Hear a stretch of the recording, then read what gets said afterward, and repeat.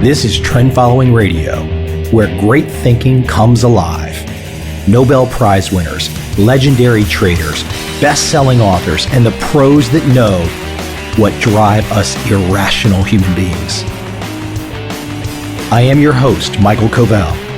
Not filtered, raw, honest. That's my passion.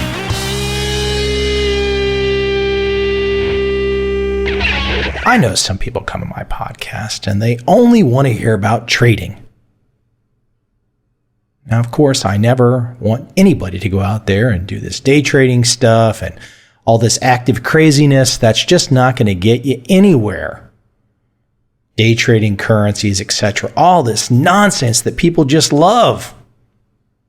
It just doesn't work.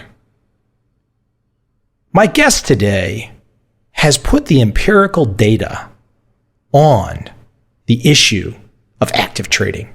Terrance Odean is the Rudd Family Foundation professor and chair of finance at the Haas School of Business, University of California, Berkeley.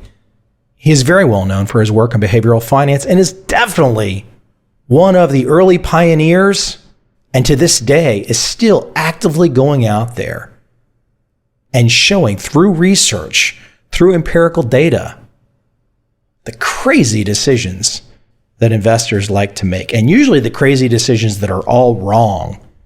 And Terry puts data with that.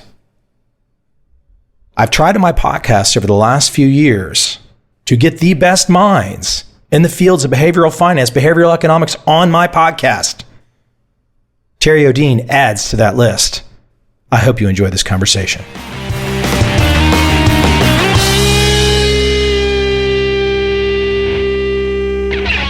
You know, if I go to something simple like a Wikipedia entry for you, I get the standard issue.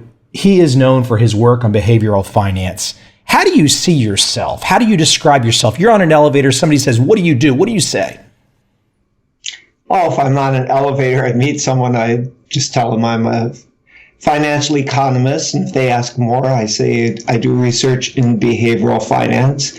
And if the person's actually even more interested, then I start to talk about, most of my research is about individual investors, their behavior, kind of what makes them tick.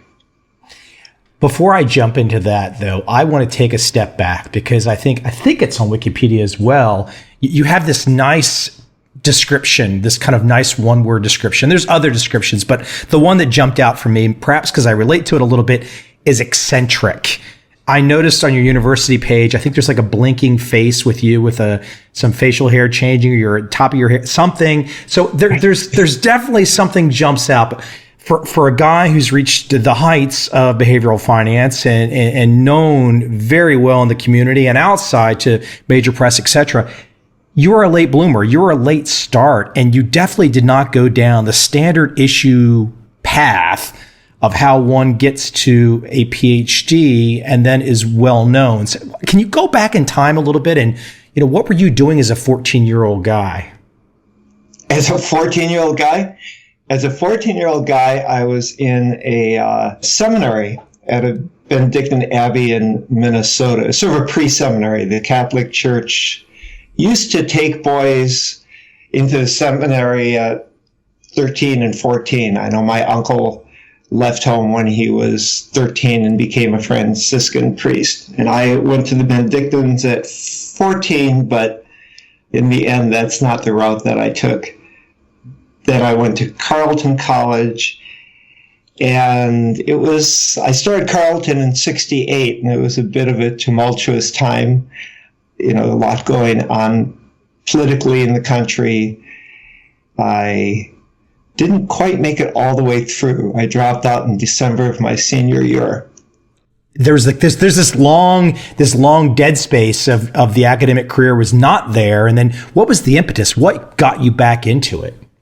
That was a combination of things, but not too surprising. So when I dropped out of college, I thought I'd go back in a couple of years. I wanted to travel, and I just ended up doing more of that, and then life takes over. I was married and had a child, and I was living here in Berkeley doing some computer programming, and I did a little project with a friend of mine who had a statistical analysis software company, and I was working with him. We did this project. We thought, well, we've got this software, and it runs on the IBM PC, and this was back in the fairly early mid 80s, I guess. And we bought some historical data about stock returns and commodity returns. And we thought, well, we'll see what predicts what, and we'll make our fortune in the stock market. And we didn't have a very long time series. It was about a year long, and we ran this pretty simple analysis, sort of a covariance analysis with lags and leads. And our strongest correlation was that Mary Kay Cosmetics predicted the price of gold. And the p-value, I think it was like 0.000001, which meant that if you just took that one analysis, what it meant was that it was extremely unlikely to be due to chance. And my friend was very excited, and I was just scratching my head and saying, that just doesn't make any sense. I can't put that together. And then I realized the obvious, and I was sort of annoyed at myself. I realized we had run 1,000 by 1,000 covariance matrix. We had about 500,000 results, and that it was just pure chance that something came in looking highly statistically significant, because it wasn't highly statistically significant. We had just run way too many analyses. I pointed that out to my friend David, and he understood, and he was very disappointed. But I was annoyed at myself. I thought I should have just known this to begin with. And I'd only taken one statistics or probability course back at Carleton almost 20 years earlier, but I decided it was time to get a better education. And I'd gotten quite interested in psychology, and I'd actually, so I went back to school thinking that I would initially thinking I'd major in psychology and go to grad school in psychology. But as it turns out, it was difficult to transfer to the University of California at Berkeley, which we lived in Berkeley, because I had dropped out of my senior year, and Cal generally didn't take senior transfers. And I talked to an admissions officer who said you should just go back to your college, finish, and then come here for grad school if you want. And I said, well, I can't really go back to my college. It's kind of out in a cornfield in southern Minnesota. It's a lovely place, but the students are all 18 to 22. They live in a dorm. I'm 37. I'm married. I have a child. I own a house in Berkeley. And she was very understanding. She asked me why I wanted to major, and I said psychology. She said, it's probably not your best choice. You know, we've got a lot of psychology majors. Your likelihood of being admitted is better if you choose something else. I said, how about statistics? And she smiled and said, I think that's going to give you a good chance. So I came back to school at UC Berkeley, majored in statistics, intended to get a PhD in psychology, got my BA a month before I turned 40, and I met Danny Kahneman while I was here as an undergrad and took a couple of classes from him. Went to his house one day to talk about grad school, and I was basically going to ask him if I could study with him. And he suggested that I consider going into finance, getting my PhD in finance and doing research in behavioral finance, which had not really taken off as an area of finance yet. He saw something. Yeah. I mean, he gave me pretty cogent arguments on a number of different dimensions. He said that because behavioral finance hadn't taken off, there was at least the possibility of being, one of the earlier people doing research in the area. There were people doing research, Dick Thaler, Hersh Sheffrin, Mayer Statman, Bob Schiller were doing research that is, now thought to be part of in some of the early behavioral finance. But as a sort of subfield or area of finance, it had not taken off. So Danny said there's a lot of work to be done here, and being early in an area is a good place to be. And he pointed out that the risk was it wasn't going to happen, or it wasn't going to happen when I needed it to. And he said, in that case, if you can't get a good academic job, you'll have a PhD in finance. Your fallback plan will probably make you more money than your academic career. There are a lot of jobs in industry for PhDs, people with PhDs in finance. In fact, the guys who went through the PhD program with me that ended up in industry instead of academia all did very well.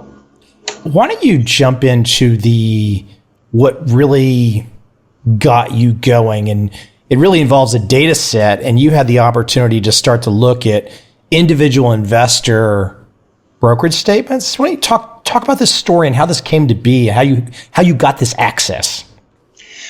I was auditing a class being taught by George Ekerlof, who later won the Nobel Prize in economics, as did Danny Kahneman. George paused his lecture at some point and said, it was all PhD students in the class. He said, those of you who are planning to do empirical research, don't just take a standard sort of worn out data set and try to wring one more dissertation out of it. Find a question that you want to answer and ask yourself, what data do I need to answer this question? And then go out and find the data. And I started thinking just right then during the lecture, I don't think I paid attention to the rest of the lecture. And I thought, well, I'd recently read a paper by Meerstadt and Hirsch-Sheffrin on what's called the disposition effect, the tendency of investors to hold on to their losing investments and sell their winners. And I'd also traded quite a bit. And it's one of the reasons Danny suggested I consider finance is he knew I was actively trading, although not in any sort of academically informed way. I knew that when I had traded, I tended to hold on to my losers and sell my winners. And it had been looking back at it, had been quite a strong pattern. I thought, well, that's probably what most people do. And it just felt sort of natural. When you sell for a loss, you feel bad.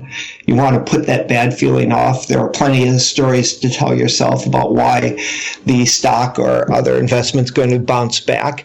And when you sell for a gain, you feel good. And sure, the stock could go up more, but you tell yourself, well, I don't need to be greedy. I did well. I'm happy with that one.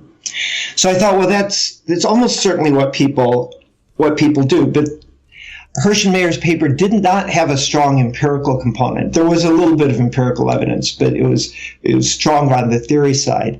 And I thought, well, I could test that if I wanted to test it, individual investors would be a good place to look because they're likely to be affected by biases. I think institutional investors are also likely to be affected by biases, but they're also more likely to have learned and maybe put some sort of safeguards into place to avoid the most obvious biases. For example, some institutional traders will have a rule: if I buy something and it's down 10%, I sell it.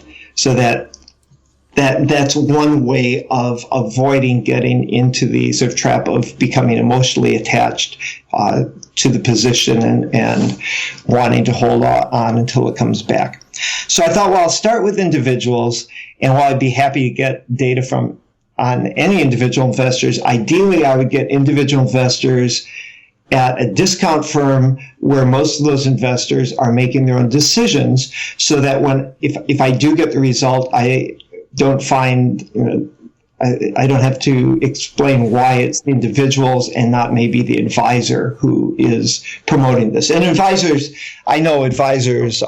brokers used to recommend things like hanging on to losers, or they'd say, let's average down. If you buy something goes down, let's buy some more, which in a way was self-serving for the broker because it brought the average price down so that if the stock eventually got up over that average price, the brokers could say, well, let's sell for a gain now. I decided I would try to get data on the trading of individual investors, and I had no idea how difficult it would be. I started off writing to some brokerage firms, most of which didn't reply, and a couple of which replied and said no. And then I called a firm, and I got put through to some public relations person who said, well, we don't have that data. And I said, well, I suspect you do, because you're legally obligated under, the Securities Act of 34 to keep the data for 7 years. And she said, call me back tomorrow. And I called back the next day. She said, of course we have the data, but we can't give it to you. And I spent probably about 9 months calling firms. And then I started to talk to people and see if someone knew someone high enough in a brokerage firm to help me. And I got close a couple of times, but didn't get the data, and did a number of things that didn't work out that I tried. For example, I met someone at a Christmas party, and after talking to him for a few minutes, said, do you know anyone in a brokerage firm who could help me get data for my dissertation? He said, well, not really, but I was at a private school auction a few weeks ago, and I bought the right to play tennis on the private tennis court of the CEO of a brokerage firm. And he gave me the certificate, and my friend Klaus Toft, who was a PhD student with me at the time, and I arranged to go and play tennis on this guy's tennis court, and we met him and talked to him for a while, and we were going to come back and play again in a couple of weeks, and I intended to ask him if he'd help me get data then. And meanwhile, another person I had asked came through, and I got the data set. And what I got initially was initially I had the trades, daily trading records for 10,000 investors over a 7-year period. And that's the data I used for the empirical papers in my dissertation. You think there's any way today in 2015 brokerage firms are coughing up that data, or were you at the right place at the right time and there's no way today? It's difficult today. A lot of the research in this area is being done with data from other countries. So there's extremely rich data in Finland, Sweden, Norway, where you can not only get data on what people traded, but you can find out a lot of demographic information. For example, friends of mine have done studies where they look at the trading and the risk-taking by investors in Finland, and they can match them to speeding tickets and to IQ, because the government keeps a lot of statistics. But the downside is Finland, for example, is a very small, homogeneous country with a pretty small stock market that was for a long time dominated by one stock, Nokia. So it's not entirely representative of the rest of the world, but it's extremely interesting.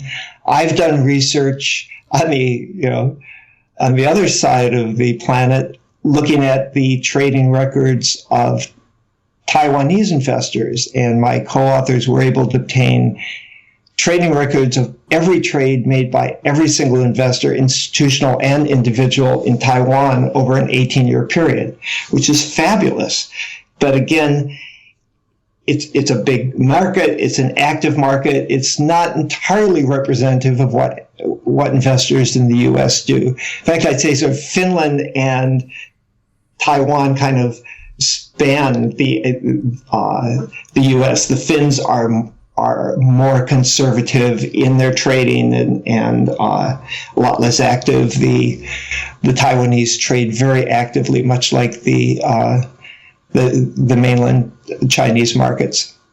We can go back and to look at some of the Wall Street texts. I'm thinking maybe like Jesse Livermore and some of these classic Wall Street trading precepts, things like cut your losses and let your winners run. Now here you are all those decades later finding the empirical data for why that's a good thing, and the opposite of what people were doing in your research and you're finding out in the data was holding on to the losers and selling the winners. It's really amazing that some of these guys, a handful, actually had these thoughts and these precepts, these understandings right nearly a century ago, perhaps even longer back, some of them. Well, yeah, I don't think that I figured out anything new. I just documented the behavior that was largely undocumented, at least in a large statistical sense, and ran contrary to what academic finance at the time thought people did. So when it comes to selling winners and losers, the optimal thing to do in a taxable account generally is to sell your losers and get the tax loss, the tax write-off, and hang on to your winners and postpone getting a tax write-off. And when I entered finance, the efficient market hypothesis was dominating academic finance. And the idea there was that the markets were efficient, and whether a stock was up or down told you nothing about what was going to happen going forward. So the motivation should have been entirely for taxes. As it turns out, it was probably more for emotions. But I do think that there have been traders who have figured out how to make money in markets, and oftentimes it's probably involved understanding their own emotions and those of other market participants. As you started to look at all this data, what was your ultimate conclusion, your ultimate feedback? You're thinking, why do investors prefer to sell winners? What's going on in the mind? Well, I think that one, as I mentioned before, is pretty easy to understand. You get a good feeling when you sell for a gain. I bought a stock, it went up, I sold it. That's the pattern you're looking for. Buy low, sell high. You feel good. When you sell for a loss, you get the other kind of feeling. You feel some regret. I bought this, it went down. I'd been hoping it would come back up, but now that I sell, I'm closing the books on what in hindsight appears to be a mistake. People tend to feel bad. So they put off selling that loser. They tell themselves it's going to bounce back. I actually had a broker once say to me, and this, in hindsight, this seems so absurd. He had recommended that I buy something. It went down about 20% within a month or two. And he said, well, when the rest of the market figures out what we know, this thing's bouncing back. And at the time I thought, well, I don't know anything. So it just seemed sort of absurd that the two of us were sitting there talking about when the market figures out what we already know, because the market knew a great deal more than we did. But there are these stories you can tell yourself. So I think that that's what goes on there. And then I've looked at other things, like part of my dissertation, I looked at how stocks performed after people bought them and after they sold them. And the result actually surprised me, which was the stocks the individual investors were buying went on to do worse than the ones that they were selling. So not only were they paying commissions and bid-ask spreads, which were considerably higher back in the late 80s and early 90s than they are today, but they were also making poor decisions, or at least, decisions that didn't go on to serve them well. Terry, I'm curious. So I can't find anything in the behavioral studies that you have done, the research of your peers. I think most people, once they dig in and they understand, they go, yeah, that makes a lot of sense. But do you ever find yourself, because I know you give a prescription to some degree, and I'll let you clarify, but you basically say, look, all this trading that you individual investors, traders are doing, all this excess trading with perhaps not a good strategy and, holding on to your losers and selling your winners, you're really not getting anywhere. You're treading water. You're not getting ahead in the long run. And obviously you've put forward the data to kind of prove this. But do you find sometimes that if you put a prescription out there for people, for example, buy and hold a good index mutual fund, that's your best strategy. So my twofold criticism, or I don't know if it's a criticism, my thought is, what happens when we're in a situation, and people could argue that today, where there is a lot of intervention on the part of government policymakers, the Fed, for example. That. And then number two, if you look at a situation like Japan, a big economy, and people can easily point out all the deficiencies in Japan in the last 30 years, but by gosh, a buy and hold strategy for Japanese investors by now, reaching the high, I think the Nikkei was the high in 89, they've had tough sledding. So do you ever find yourself where it's, you get that the behavioral understanding is spot on, but sometimes do you ever feel like, wow, the prescription, it might not work out, or that's just the best we can do? I know it's a lot in that question. I think you know where I'm going. I do recommend that most individual investors should invest in low-cost mutual funds. Well-diversified funds and index funds are the obvious choice for most people. And even with index funds, check the fees, because index funds should be low cost, but occasionally they're not as low cost as they should be. Now, I don't ever say that buying index funds or investing in the market is going to necessarily, that it will for sure make you money or make you the money you need to retire. In fact, back in 1999, I would hear advisors say things like, well, over a 10-year period, you can't lose money in the S&P 500. And I think, where did they get this idea? I asked a question. I was teaching a class I taught up at UC Davis for a few years after I got my PhD, and this was probably 1999. I was teaching an evening class. The very first class is a class on behavioral finance. I started off it, and I asked the students, just what do you think the probability of losing money over 10 years is if you invest in the S&P 500? Well, the most common answer was, you can't, not over 10 years. And other people were putting it down at like 1%. I was sort of shocked, and I said, well, can anyone think of a major stock market, not the US, but elsewhere in the world, where you wouldn't have done so well over the last 10 years? And there was a pause, and finally some student raised his hand and said, Japan? And I was like, yeah.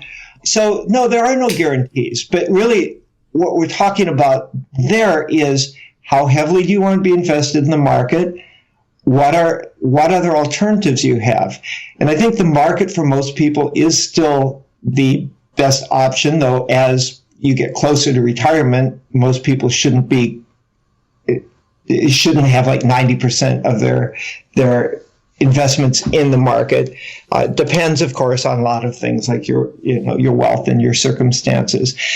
For most young people who are starting to save for retirement, being heavily invested in the market is probably the best option they have, but that's not a guarantee that it will work out.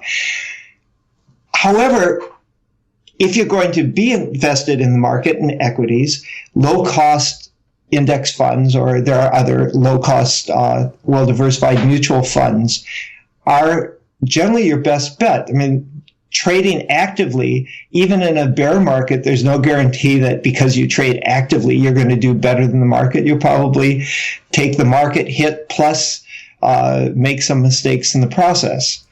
So we are all, anyone who's invested in the market, and that's quite a few of us, are exposed to what happens in the economy. I mean, we're all exposed to what happens in the economy. People who aren't in the market generally aren't in the market because they don't have enough income to really save, and oftentimes they're even more vulnerable to what happens in the economy. So you can't get rid of economic risk, but you can get rid of what economists call idiosyncratic risk, the risk that you bought one high-tech stock and your neighbor bought another one and his went up and yours went down. If you diversify that, you don't have that. You don't have that risk. You can sort of spread out the risk of any individual company doing well or doing badly, but you still have major economic risk, and you have to hope that over the long run, the economy does well. I was thinking about you asking your students that question about could they imagine the S&P not going up over a 10-year period. And as you're painting that picture, I'm kind of listening to you and I'm seeing your thought process. And for those paying attention, they can see the statistical thinking. Do you ever look back and say how fortunate that you were to go that direction? Because I think statistics is probably one of the best ways to understand what's going on in the markets. I mean, if you can have a statistical thinking of all of these types of things, you're that much better off. And then, for example, when your students none of them can imagine the fact that the S&P, you're thinking statistically, saying, well, come on, guys, this is not that hard. We can easily imagine this happening. Yeah. Well, I actually think statistics it's an important thing to study. People should, when my girls I have 3 daughters, and I encourage them all to take statistics, not as a major, but just when they were in college. I'm very happy to say they all did. It helps you understand the modern world. If you're reading if you're reading the paper in the morning and you come to numbers and statistics, do you stop and try to understand them, or do you sort of skip on to where there are words again? And I think there are different approaches to reading. If you've studied some statistics as a consumer, I think most people would really benefit from knowing enough statistics to understand them, even if they're not, creating new statistics and doing studies. And it does give you a bit of a different view of things. And you're right. I was sort of shocked that these students didn't think they could lose money in the S&P 500. They should have thought that even without the example of Japan. But with Japan sitting there, they should have realized not only could you lose money, but you could conceivably lose quite a bit. Hey, Terry, you mentioned 3 daughters. What advantage, as I go into the male-female difference, what advantage are your daughters going to have over us Cro-Magnon types of the opposite sex? What advantage do women have in the investing arena? Well, I guess I would say they probably have more realistic understandings of less overconfidence. So I've done studies, as you probably know. I did a study with Brad Barber, and we looked at how men and women traded common stocks. And going into this, our hypothesis was that men would trade more actively than women, and this would hurt their returns. And the reason we thought that would be the case is I had done research on overconfidence and written a theory paper about how overconfidence would affect people's tradings, and that was the prediction, that more overconfident investors would trade more actively because they thought they were right even when they weren't right, and that trading would hurt their returns. And we had read some evidence in the psychology literature that suggested that men are more overconfident than women, particularly in certain domains, such as finance, the mathematical sciences, things like that. And we also, of course, observed it anecdotally. That's what we expected to find, and that is what we found, that men traded about, I think, in the neighborhood of 1.5 times more actively than women. And both men and women underperformed the buy and hold strategy, but men underperformed by 1 percentage point more a year than women. A certain amount of overconfidence is useful in some areas of life, but it seems to hurt the average investor. I know some of your current research, you've been looking at the effect of attention on our attention and how we make decisions. For example, the decision, I think this has probably happened to a lot of people in the last 10 years. Perhaps they don't really have a strategy, but they turn on the nightly news and they see Apple or they see Netflix, and they just, that alone, that stimulus says, let me call Schwab, let me call E-Trade, and let me place a trade. Maybe there's not even a strategy. But just the sheer act of how I'm going to make a decision is based on what comes into our field of vision. We clearly can't break this whole subject apart right now, but why don't you talk about some of the highlights that your research has brought forward on the active attention in our investing decisions? Sure. So Brad Barber and I wrote a paper called All That Glitters. The idea was this. Individual investors who trade common stocks, when they decide to buy, they have a huge choice set. There are 500 stocks in the S&P 500. There are probably, upwards of 8,000 stocks if they're willing to go small enough just in the US. For most people, there's no way to go through all those choices. And a lot of investors aren't systematic. They're not using a computer to filter out which stocks they want to look at. So what we thought probably happens is that a lot of investors don't systematically look for stocks. They wait for stocks to catch their attention. And then they say to themselves, do I like it? Do I not like it? On the sell side, it's not such an issue. The vast majority of individual investors only sell stocks that they own. In other words, they don't sell short. The investors in the data sets we've looked at tended to own 2, 3, 4, 5 stocks. If you own 4 or 5 stocks and you need to sell, maybe you need the money, or maybe you want to buy something else and you need the cash to buy. If you need to sell, you can consider each of 3, 4, 5 different choices. That doesn't overwhelm, your attention or your cognitive ability. But on the buy side, it's just too many. So what we think is that people just consider a stock. They maybe hear about it on the news or a friend mentions it, and then preferences come in. So maybe you would be a Graham and Dodd style value investor, and let's say I'm a momentum investor, and we both take a look at the same 10, 12 stocks one day. Maybe they're on the front page of the Wall Street Journal, or, God forbid, one of us is watching Kramer, maybe both of us, but we hear about these stocks. You look at them, I look at them, I see a stock that's had positive earnings surprises for the last 3 or 4 quarters. I believe that what goes up, goes up. So that appeals to me. You look at the same let's say dozen stocks. You look at the same stocks and you find one with sound fundamentals. You do some analysis. It's been out of favor. It's got a very good, say book to market ratio. You find something that appeals to you.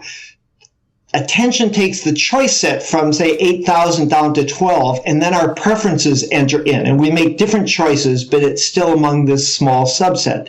We repeat that scenario with thousands or millions of investors, and what you find is that most of their buys, or at least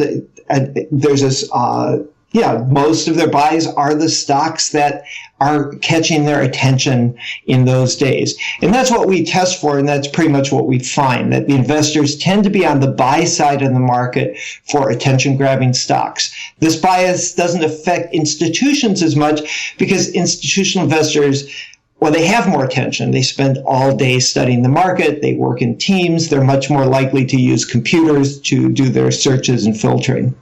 So yeah, I think this idea of attention as important determinative decisions goes far beyond just buying stocks. Whenever we have a complicated, multi-dimensional problem or decision to make, what we pay attention to and what we don't pay attention to may affect the outcome as much or more than our beliefs and our preferences.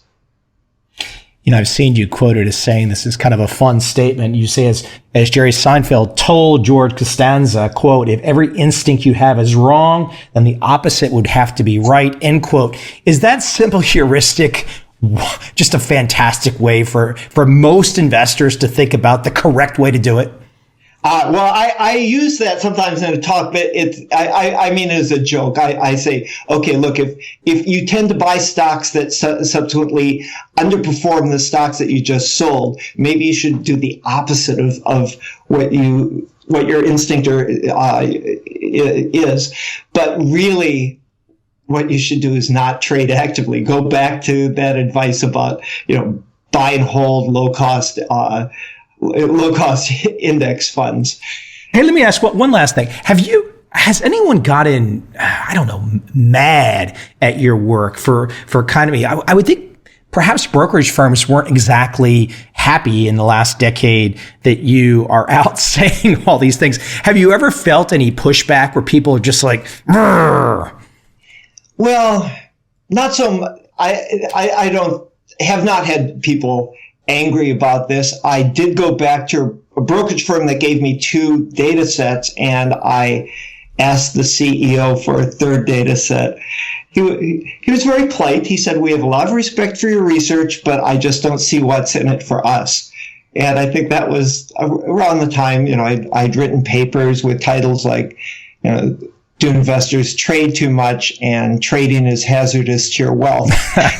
But, if you really think about it, though. You are no longer under the radar. Yeah, exactly.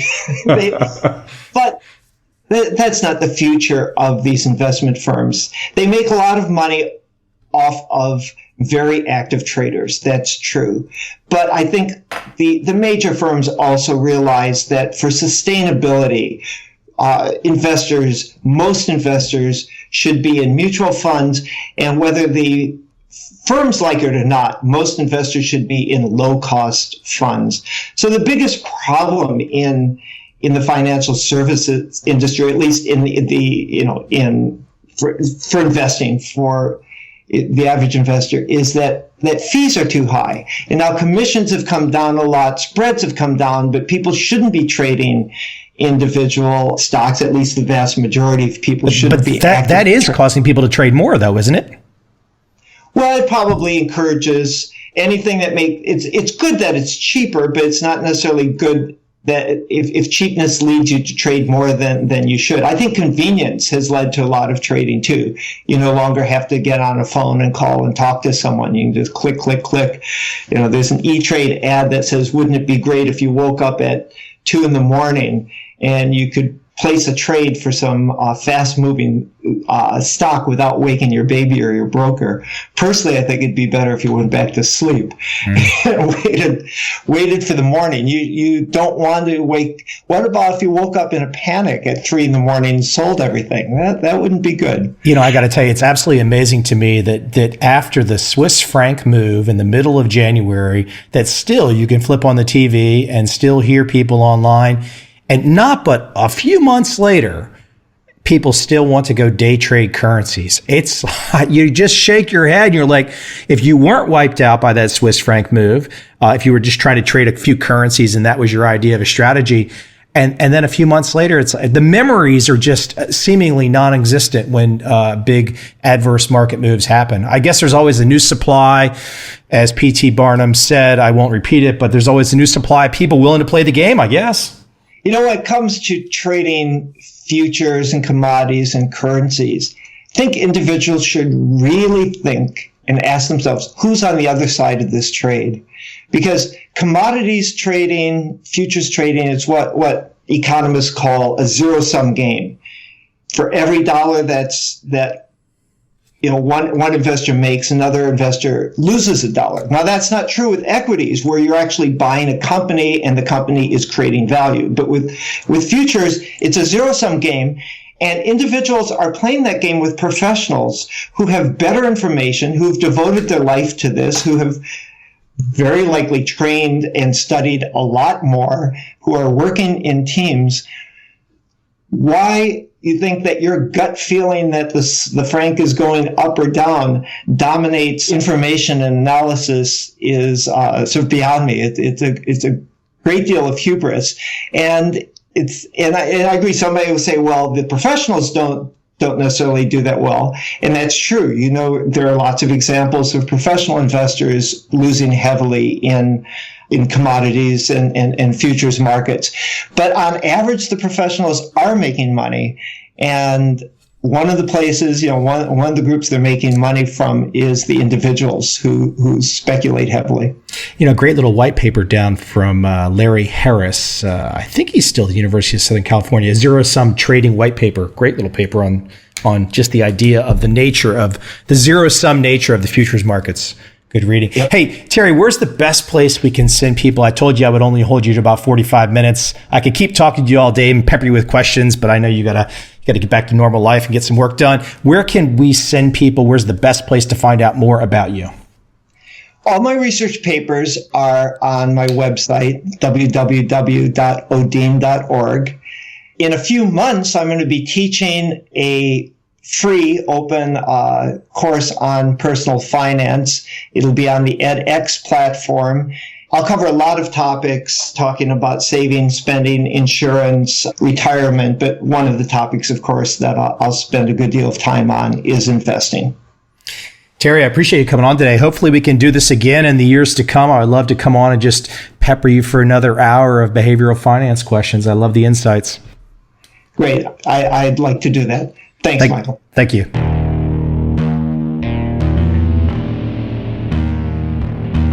I see a time when those awake will understand how to make money in up, down, and surprise markets.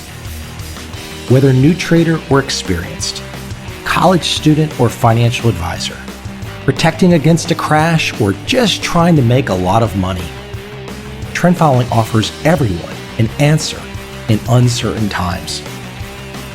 To get started immediately, send me an email, michael@covel.com. I will send you the right trend following steps to take along with my free video. But if you want to buy and hold, trust the government and trust Wall Street, this is absolutely not for you.